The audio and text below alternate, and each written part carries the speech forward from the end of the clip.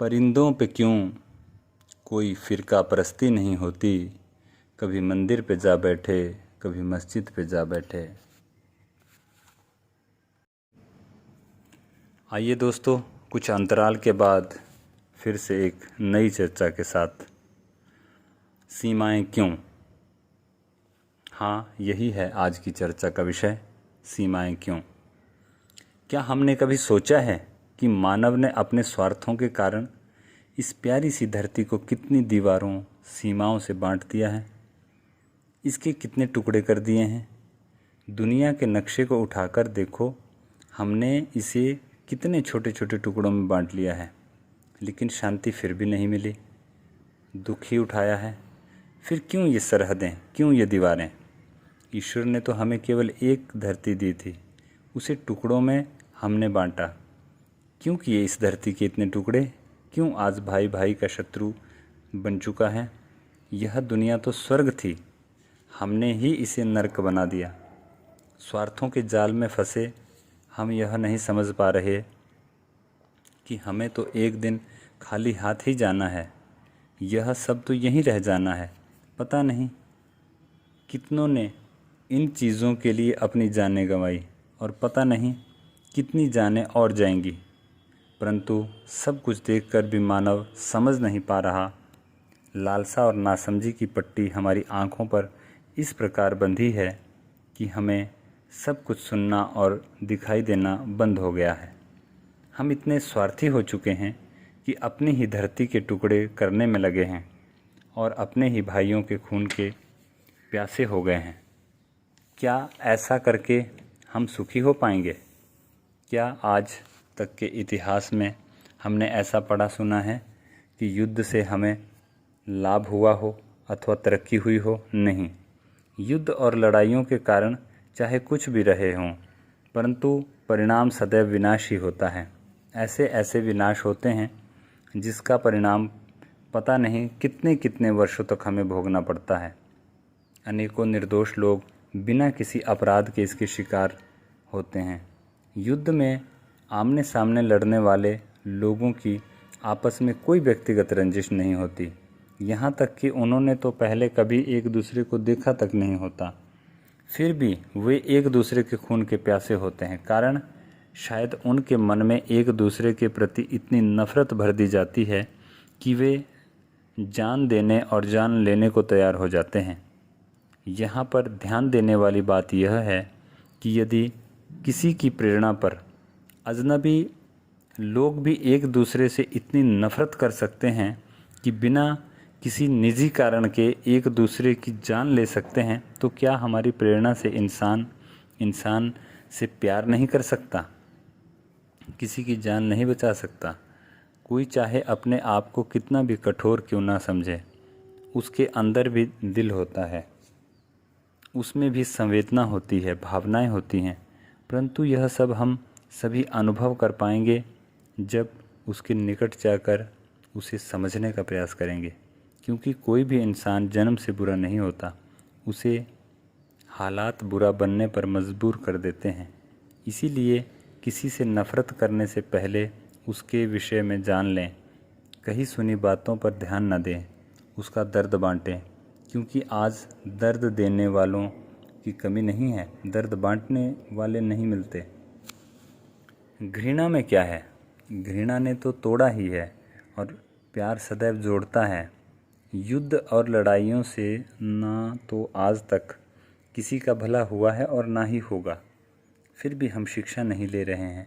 एक इंसान दूसरे इंसान से और एक देश दूसरे देश से लड़ाई के लिए तैयार ही रहते हैं, जबकि यह एक अटल सत्य है कि यदि कोई इंसान पूरे विश्व पर भी अपना अधिकार जमा ले तो भी वह सुखी नहीं रह सकता। क्योंकि प्रेम के अभाव में कभी भी सुख नहीं, कहीं भी खुशी नहीं। प्रेम से ही घर बसते हैं, देश बसते हैं, और नफ़रतें सदैव विनाश करती हैं। इन नफ़रतों के कारण कितनी माताओं के पुत्र उनसे बिछुड़ गए। यहाँ तक देखने को मिला कि राखी के दिन बहन के पास भाई नहीं, उसकी लाश पहुँची है। कितने ही बसे बसाए घर उजड़ जाते हैं, कितनी ही महिलाएं विधवा हो जाती है, और कितने बच्चों के सिर से उनके माता पिता का साया उठ जाता है, दर दर की ठोकरें खाने को मजबूर हो जाते हैं और उनके कोमल कंधों पर जिम्मेदारियों का बोझ आन पड़ता है। यह बातें सुनने में और पढ़ने में इतनी आसान लगती है क्योंकि आपने उनकी पीड़ा को पास से नहीं देखा होता। यदि देखा होता तो आपके हृदय में दया जन्म लेती। फिर आपको अनुभव होता कि इन नफ़रतों ने, लड़ाई झगड़ों ने हमें कुछ नहीं दिया, छीना ही छीना है, कभी ना भरने वाले घाव दिए हैं। हम सभी अपने देश से प्रेम करते हैं, इसलिए देश के नाम पर, देश की आन की खातिर भावुक हो जाते हैं और हमारी इस कमज़ोरी के कारण हमें मौत के मुंह में धकेल दिया जाता है। सरहद के इस पार हो अथवा उस पार, जिस किसी की भी जान जाती है उसका तो पूरा परिवार ही उजड़ जाता है। हमारा किसी से बैर नहीं, हम अपने घर परिवार में प्रसन्न हैं, परंतु कुछ स्वार्थी तत्व अपनी सत्ता बनाए रखने के लिए कभी हमें एक नहीं होने देते और हम भी बिना सोचे समझे दूसरे देश के नागरिकों से वैर करने लगते हैं, जबकि हमें इसका कोई लाभ नहीं होने वाला। हम एक ही समय में अलग अलग देशों में तो रह नहीं सकते, फिर दूसरे देशों पर अधिकार हमें क्या लाभ। यदि हम यह बात समझ लें और तकरार छोड़ प्यार से रहने लगे तो हमारी आधी से अधिक कठिनाइयाँ समाप्त हो सकती है और बहुत से हादसे होने से टल सकते हैं। क्यों हम इस घृणा के जल का अपना बहुमूल्य समय नष्ट कर देते हैं। यदि हम इसी में व्यस्त रहें तो कभी भी आगे नहीं बढ़ पाएंगे। हमें अपना ध्यान विकास की ओर जुटाना है, विनाश की ओर नहीं। हम सभी अपने देश से बहुत प्यार करते हैं और करना भी चाहिए, परंतु अपनी तरह ही दूसरों को भी समझें। किसी और से उनका देश छीनना भी तो गलत है ना। अपना देश हर देशवासी की आन और शान होता है, लेकिन देश को प्यार करने वाले यह क्यों भूल जाते हैं कि अपने देश के साथ साथ हमें अपने देशवासियों से भी प्यार करना होगा, क्योंकि उसके बिना देश देश ही नहीं है। पहले तो केवल एक देश ही दूसरे देश से अनबन होती थी, परंतु अब इस अनबन ने अपने पांव इतने फैला दिए हैं कि एक देश तो क्या, एक राज्य, यहाँ तक कि एक शहर, एक गांव तक के लोगों का मिलकर रहना कठिन हो गया है। प्यार नाम की चीज़ को ढूंढने पर भी नहीं मिलती। अपने ही देश में अपने ही देशवासियों से हमारा व्यवहार कैसा है और हम देश प्रेम की बातें करते हैं। चाहत तो केवल रह गई है कुछ लोगों में एक दूसरे से आगे बढ़ने की अथवा सत्ता हासिल करने की। क्या इसे ही देश प्रेम कहते हैं? हम सभी जानते हैं कि कुछ लोग देश का नहीं अपना ही भला चाहते हैं। इसके लिए वह कुछ भी करने को तैयार रहते हैं। क्यों हम अपनी नासमझी के कारण स्वयं जलते हैं और दूसरों को जलाते हैं? क्यों इतनी दीवारें खड़ी हो चुकी हैं कि मानवता बटकर रह गई है? कहते हैं कि पहले दीवारें मन में खड़ी होती है, फिर धरती पर।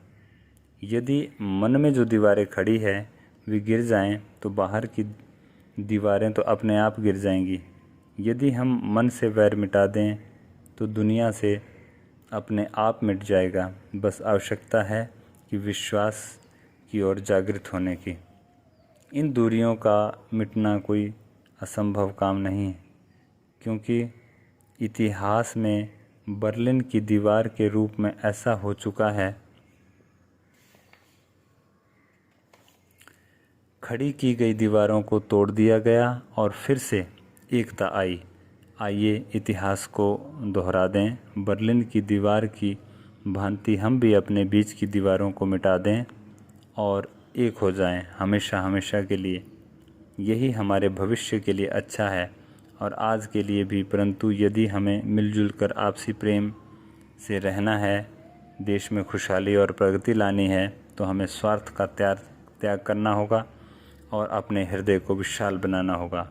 हो सके तो दिलों में सेतु बनाने आरंभ करें। भाव जोड़ने का काम करें, बांटने का नहीं। मिलजुल कर ही जीवन की यात्रा तय होती है। जिस दिन यह बात हमें समझ में आ जाती है, उसी दिन से ये सभी दीवारें गिरा दी जाएंगी और हमारा विश्व भाईचारे का स्वप्न साकार हो जाएगा। तो इसी के साथ आज की इस चर्चा को समाप्त करते हैं। आज की चर्चा से आपने क्या सीखा, कृपया कमेंट सेक्शन में ज़रूर बताएं। आपके किए हुए कमेंट ही हमें प्रेरणा देते हैं कि हम आप तक इस प्रकार की अच्छी अच्छी चर्चाएं ला सकें। धन्यवाद।